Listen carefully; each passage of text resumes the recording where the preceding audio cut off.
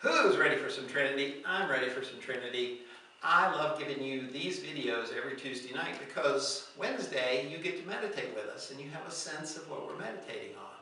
The more people we get involved, the more powerful this meditation. So take a moment, hit that like button, subscribe to the channel, give us a share or a comment. Any of these things help us attract more people, help this become a bigger movement to change the consciousness. As I said, we do it every Wednesday night, and it's always a different energy. Every week, a different energy. This week, it is the energy of surrender. We need to talk about that because most people have a very bad impression of surrender. Most people feel that surrender is about giving up and letting the person or the situation do whatever it wants to us, and I just have to settle for whatever crappy reality is handed to me. I give up all my freedom, my independence, my power, my happiness, everything I want and that I'm striving for just goes out the window because I surrendered, and that means that the person or the situation is totally in charge, and of course they don't care about my needs at all. So we think surrender is pretty useless energy, in fact even probably dangerous and non-beneficial to us. So it's really hard to meditate on that energy as if it were a sacred gift to the consciousness. So we're going to need to really change what we believe about surrender. And I've got a self-defense exercise that I think will help you with that. So I'm going to get Jen out here.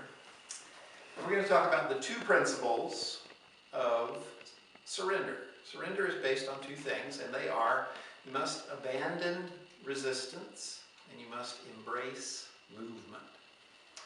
We've talked in previous videos about having loose spaghetti arms. We think that if somebody attacks us, hands up, and I'm here, and she's strong and firm and throwing some power into that she's going to be safe and she's going to be able to dominate me. But really, if your arms are up and you are tense and you're in resistance to whatever I'm going to do, I can just grab you and yank you around because it is the tension, the resistance in your body that I'm able to hold on to. If there's no resistance, there's really nothing that I can manipulate you with. If your hands are up and I grab you and they're just loose spaghetti arms, then I can move the arm, but I can't move her body anymore, right? If I really pull on it, she could just move, right? So that's what we want to do. We want to have loose spaghetti arms. Even if somebody's throwing a punch at us, you can just do that. If you have a strong arm and I hit you, then you take the force of it. Now, you don't take it on your face. That's why we throw this arm up there, and that seems like a good trade-off to us.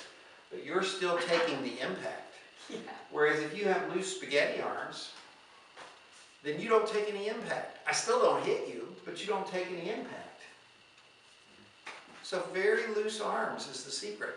Abandon your idea that resistance is power. It's not, right? Surrender means abandon resistance and embrace movement. So every time I do something, you move.